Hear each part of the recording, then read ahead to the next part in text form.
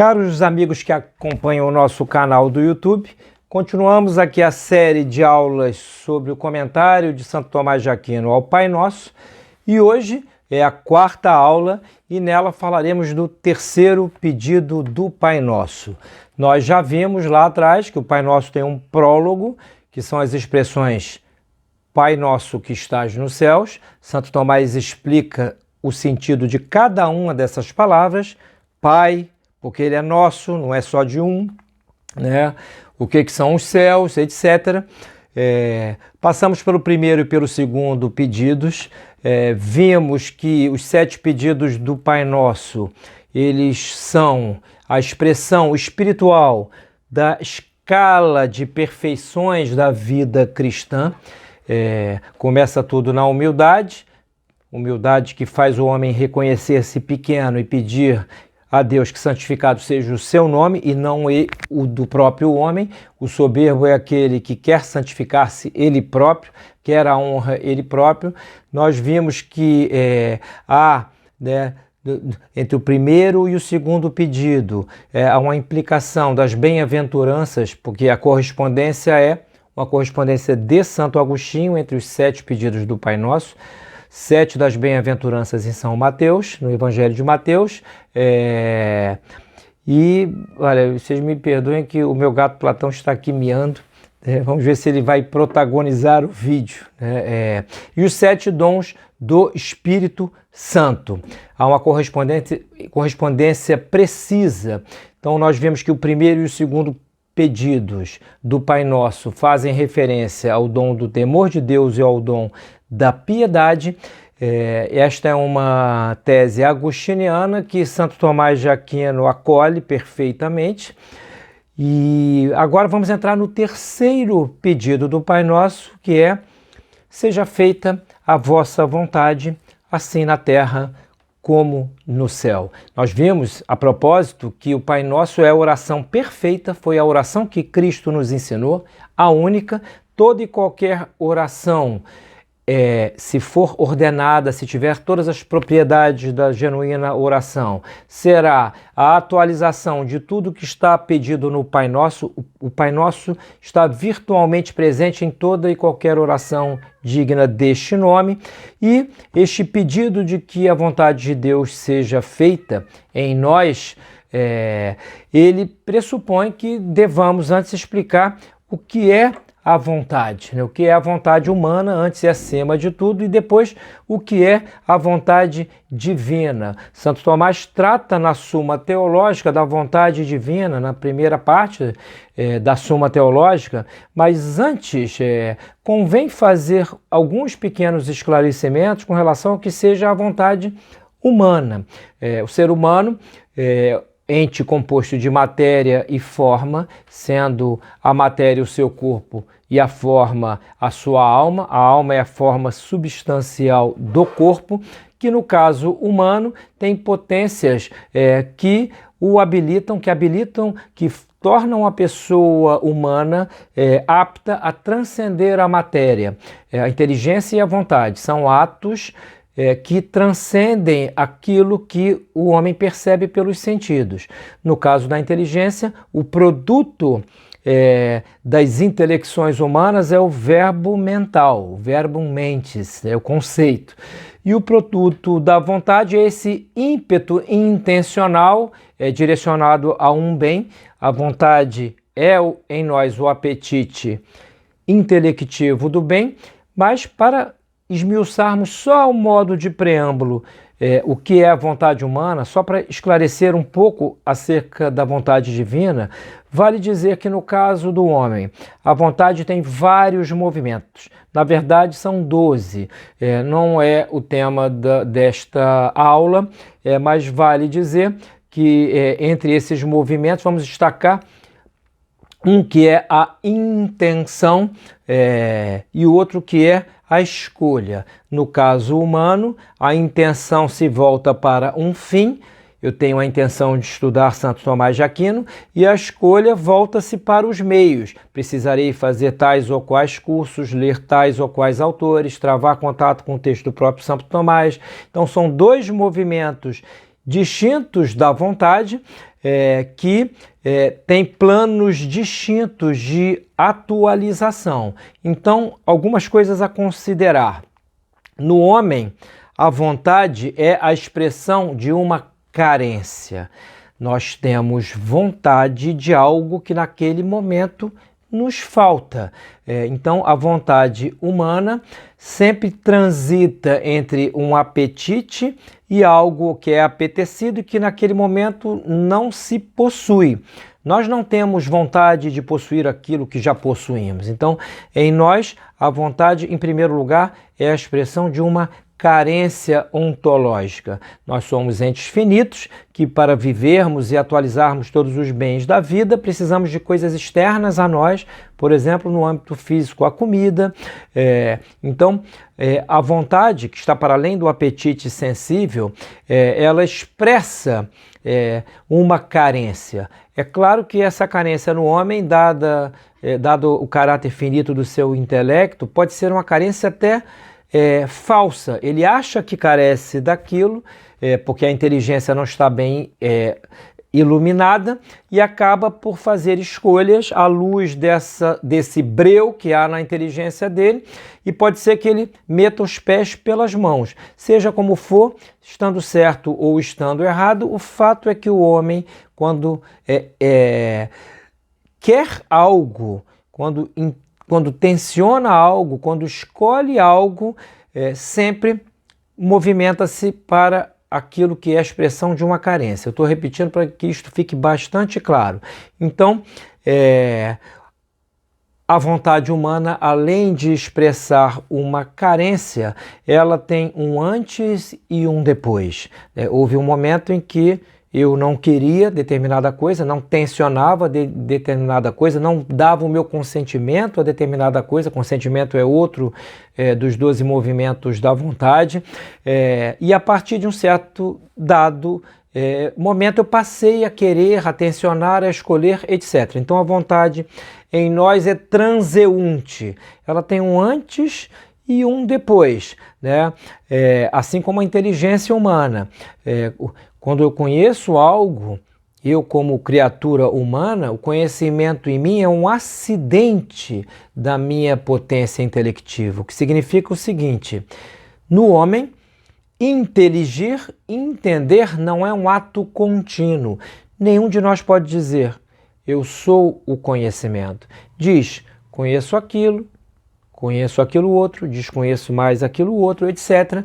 Então, o conhecimento no intelecto finito humano é um acidente dessa potência intelectiva. E a vontade, que é iluminada pela inteligência, adquire critérios, portanto, mais ou menos precários. Ademais, a vontade, além de no homem ser influenciada pelas luzes que o intelecto subministra, ela também é influenciada pelo influxo que vem de baixo, digamos assim, do aparato sensitivo humano. São as emoções, são as coisas, os apetites. Então, num homem saudável, a vontade será tanto mais forte quanto o que na pessoa. Vou refazer a frase. No homem, a vontade será tanto mais forte quanto mais forte for a inteligência das coisas. E a inteligência das coisas, por sua vez, será também uma espécie de métrica do amor, já que nós amamos as coisas que, sob algum aspecto, conhecemos. Ninguém pode dizer que ama o absolutamente desconhecido, porque até mesmo Deus, que é um mistério, nós o conhecemos pela fé. E a fé, que é virtude teologal infusa, ela é para nós um ato de credibilidade, uma anuência inteligente aos dados da Sagrada Escritura, no caso católico, pelo viés do magistério da Igreja. Então, a nossa vontade, ela é como que oscilante entre as luzes que o intelecto lhe subministra, que podem ser mais ou menos corretas, e entre, digamos assim, o fragor da batalha interna dos sentidos, das paixões, etc. Então, a vontade humana, e aqui eu vou dar como pressuposto pressuposta a doutrina do pecado original, que nos fez perder esta amizade sobrenatural com Deus, a vontade humana, a vontade do homem caído no pecado é uma vontade mais ou menos débil. Então, recapitulando, é a expressão de uma carência, é um trânsito da potência ao ato, de um querer que foi precedido de um não querer.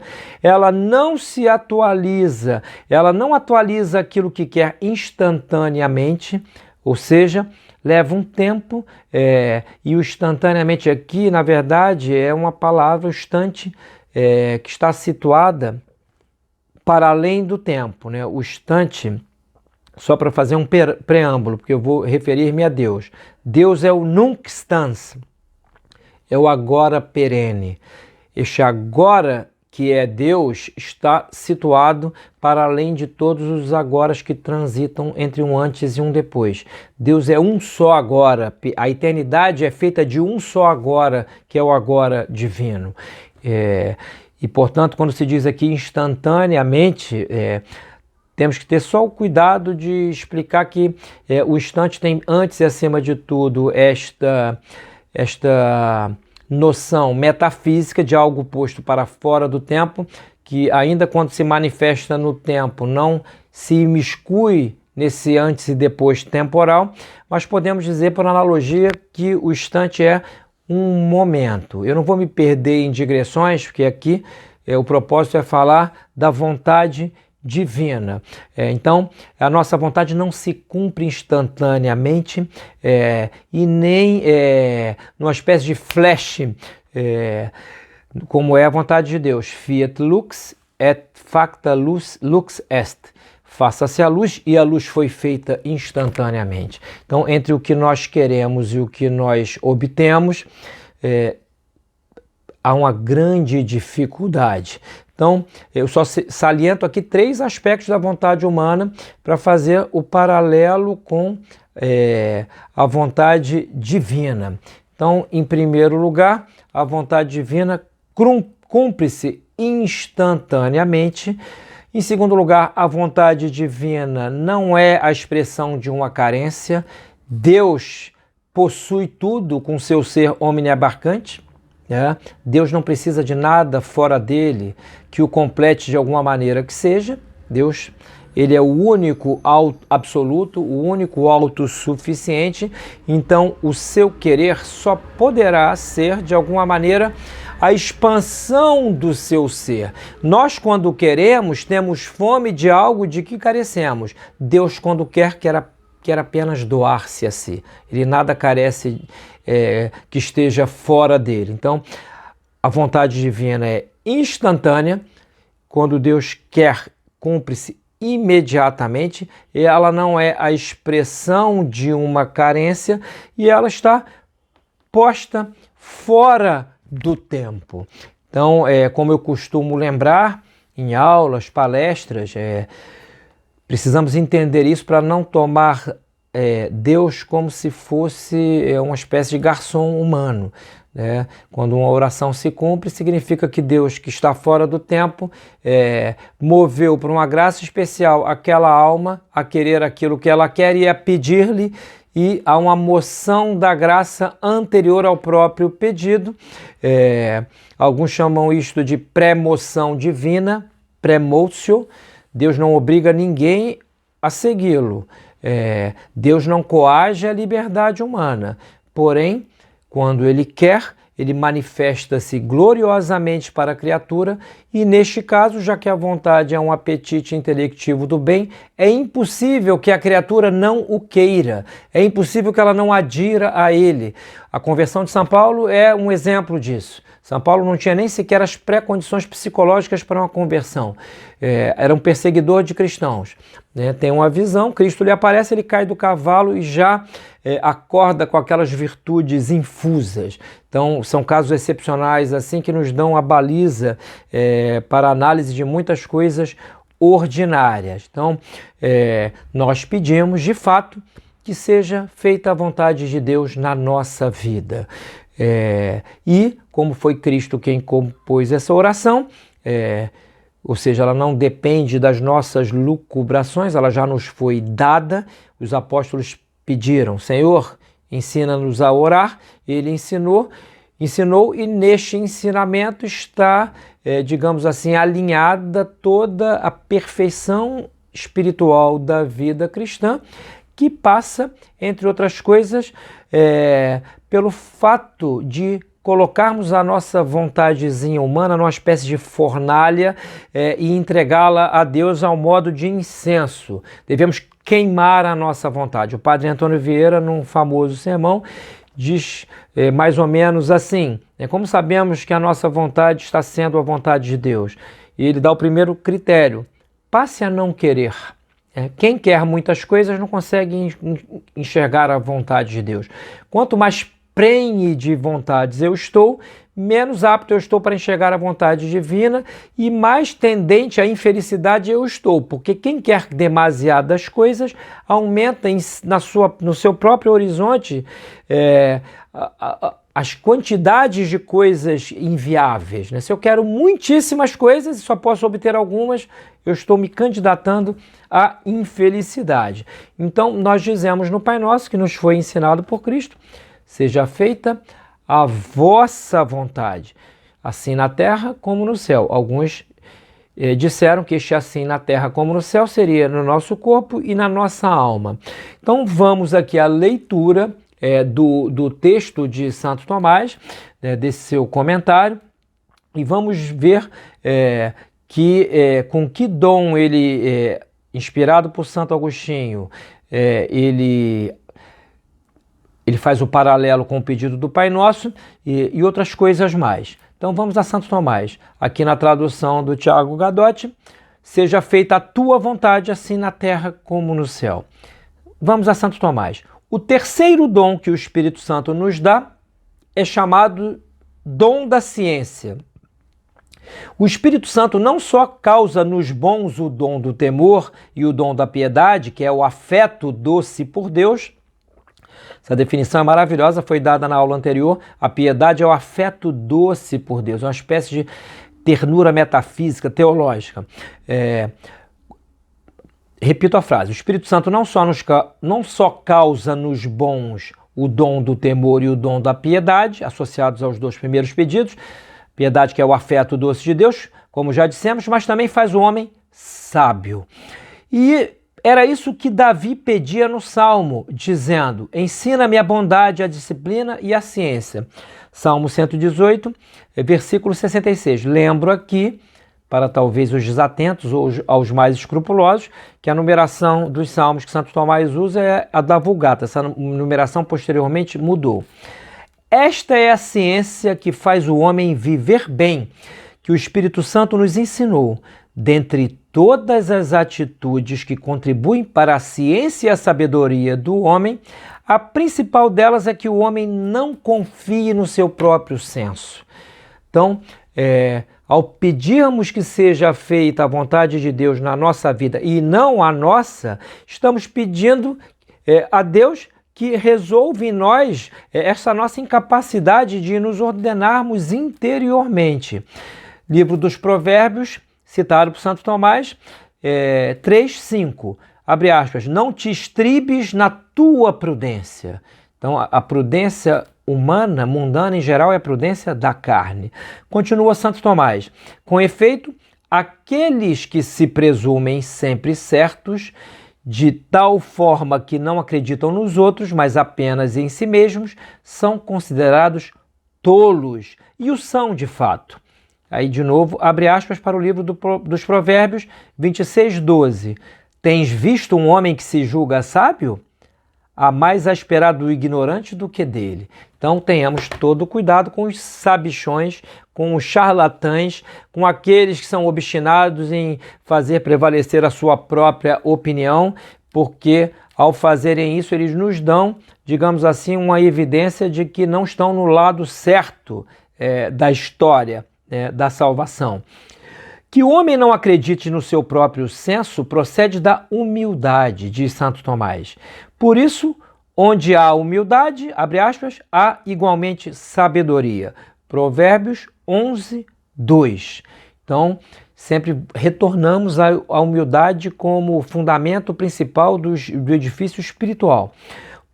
Portanto, Volta Tomás, o Espírito Santo nos ensina, através do dom da ciência, a não fazer a nossa vontade, mas a de Deus.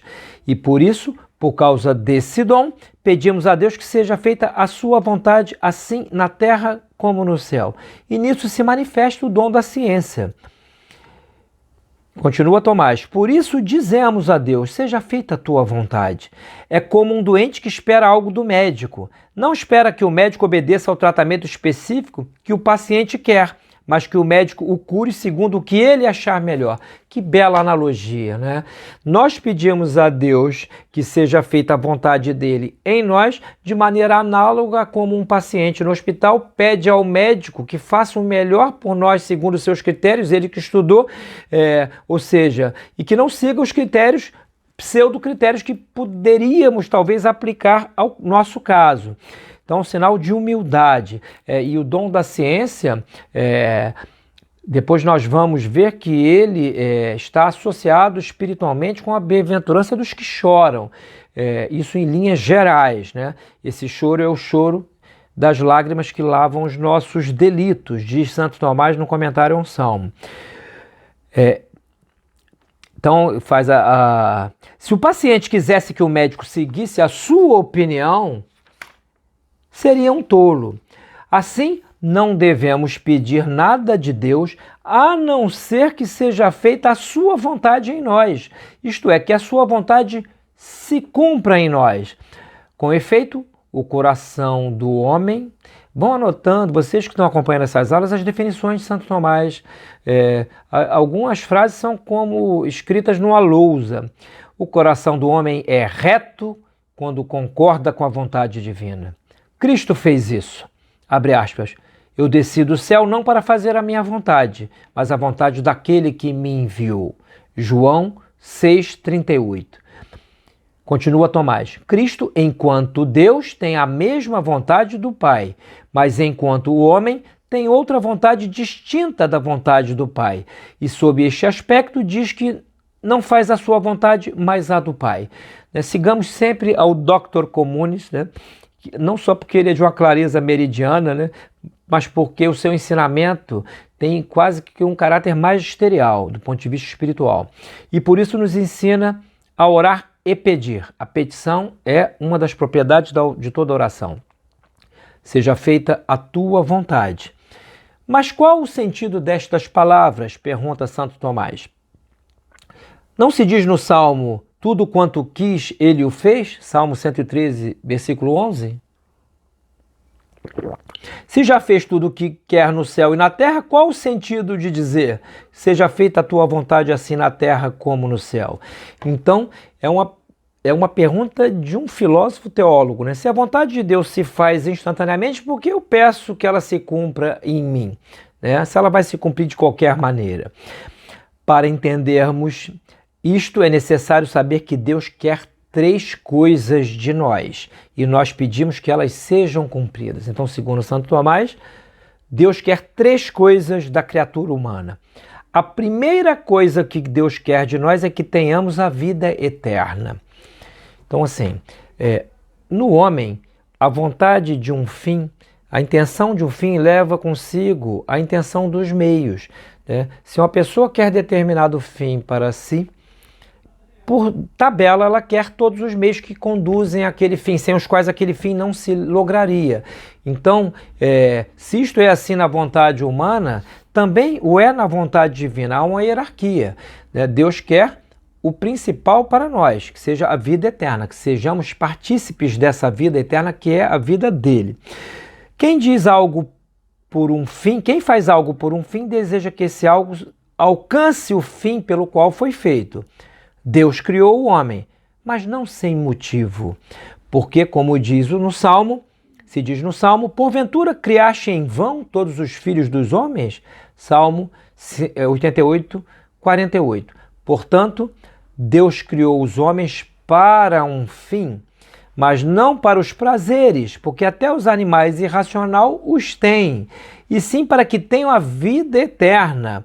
Santo Tomás já está dando um vetor que é o seguinte: o prazer pode ser um bem, mas é um bem parcial, tópico, ele não pode ser o fim da nossa vida. E muitas vezes cumprir o excelente em nós requer um grande sacrifício e desprazeres. Quando algo alcança o fim para o qual foi feito, diz-se que foi salvo. E quando não alcança, diz-se que se perdeu. Aqui salvo por analogia, né? Ou seja, o bem de cada coisa é alcançar o fim para o qual está projetada.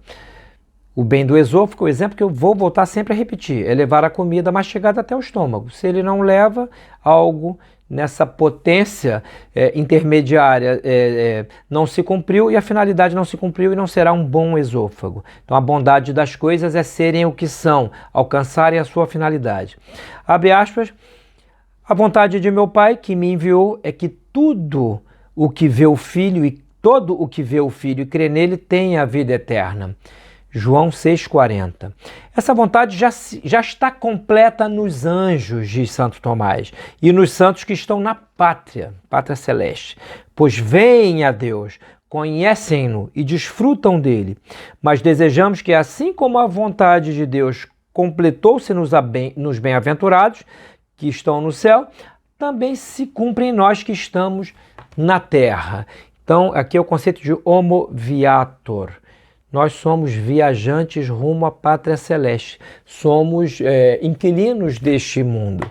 Né? Não tenhamos para com este mundo um apego demasiado, porque se o fizermos, vamos nos perder, não apenas espiritual, como psicologicamente ainda neste mundo.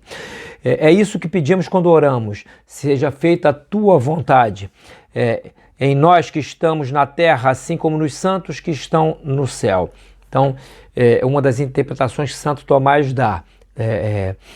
Então, a primeira coisa que Deus quer de nós é que tenhamos a vida eterna.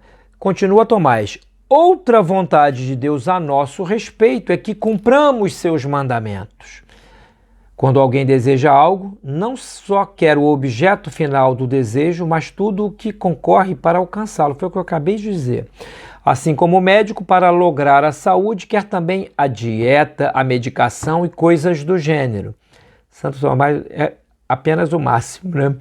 Impressionante a clareza expositiva dele. Mas Deus quer que tenhamos a vida eterna. Abre aspas, Mateus 19, 7. Ora, se queres entrar na vida, guarda os mandamentos. Né? Ou seja, Deus quer a vida eterna e quer, portanto, para nós que, obedecendo os mandamentos, cheguemos lá. Então, Ele quer o máximo e o que é intermédio em relação ao máximo. Repito a frase. Portanto, quer que cumpramos os mandamentos. Abre aspas. Mantende o vosso culto racional. Romanos 12, 1. Para que reconheçais qual é a vontade de Deus. Boa, agradável e perfeita. E Santo Tomás vai comentar aqui o apóstolo.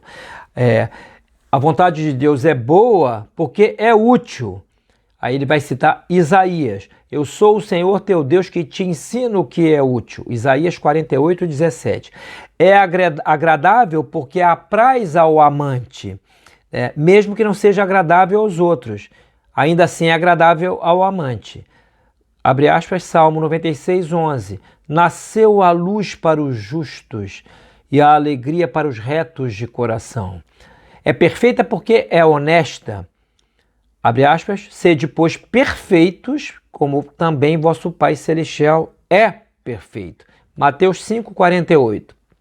Então, quando dizemos, seja feita a tua vontade, oramos para que cumpramos os mandamentos de Deus.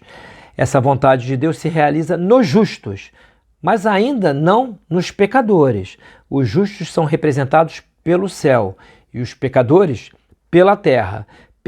Pedimos, portanto, que seja feita a vontade de Deus na terra, isto é, em nós pecadores, assim como no céu, isto é, nos justos. Podemos também, diz Santo Tomás, deduzir o ensinamento a partir do modo como está formulada a expressão, pois não se diz, faz tua vontade, mas façamos a tua vontade. Perdão, não se diz, faz tua vontade, nem façamos a tua vontade, mas sim, seja feita a tua vontade, porque para a vida eterna são necessárias duas coisas, a graça de Deus e a vontade do homem.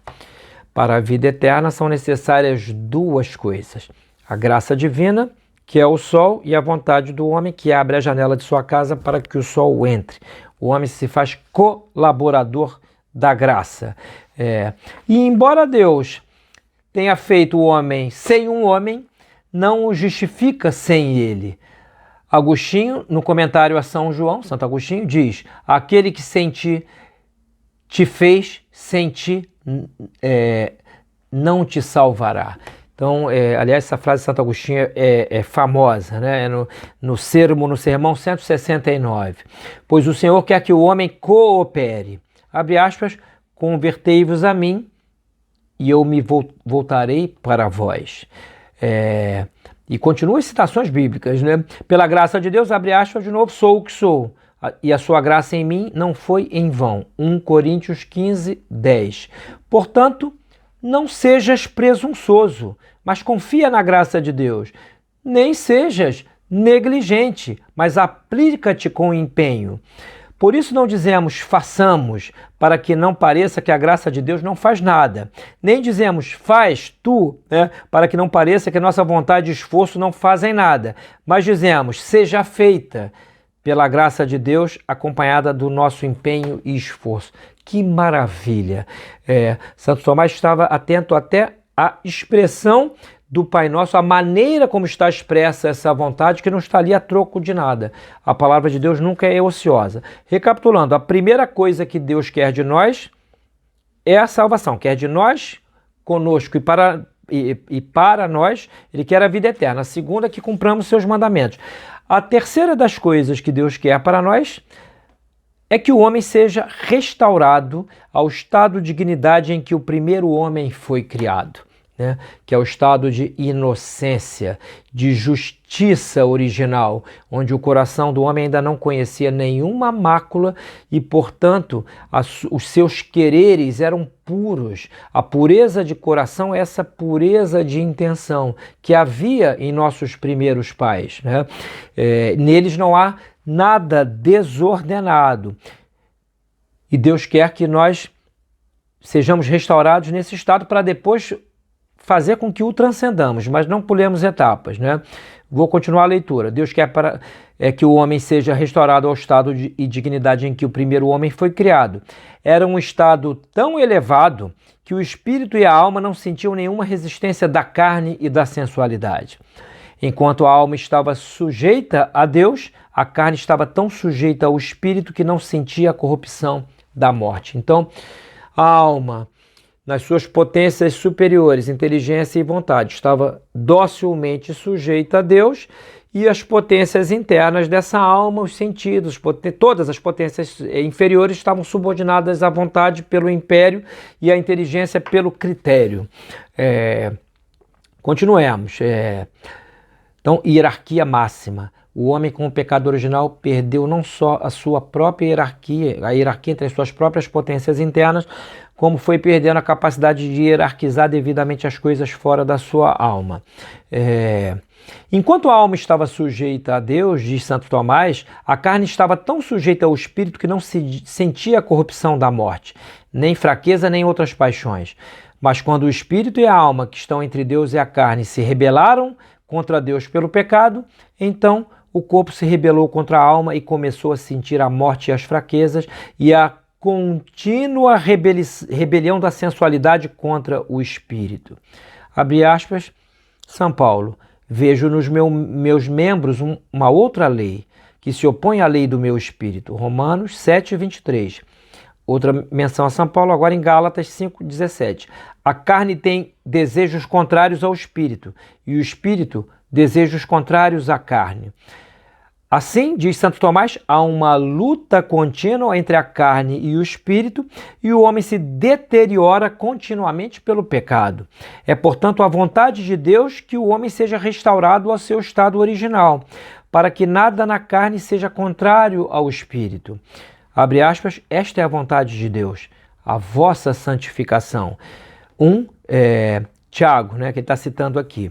No entanto, a vontade de Deus não pode ser cumprida nesta vida, mas será cumprida na ressurreição dos santos, quando os corpos ressuscitados serão glorificados incorruptíveis e nobilíssimos. Semeia-se na ignomínia, ressuscitará glorioso. 1 Coríntios 15, 14. A vontade de Deus se realiza no espírito dos justos pela justiça, pelo conhecimento e pela vida. Portanto, quando dizemos, seja feita a tua vontade, oramos para que também seja feita na carne. Por céu entendemos o espírito, por terra a carne. Então, seja feita a tua vontade na terra, isto é, na nossa carne, como é feita no céu, isto é, em nosso espírito pela justiça. Através deste pedido, e agora aqui o vínculo com a bem-aventurança, eu disse lá atrás, alcançamos a bem-aventurança do luto. Bem-aventurados os que choram, porque serão consolados. Mateus 5:5. E isso de acordo com cada uma das 3 interpretações. De acordo com a primeira, desejamos a vida eterna. Por isso, por amor dela, somos levados ao luto. Ai de mim, o meu desterro prolongou-se. Abram-se, fecham-se aspas, Salmo 119.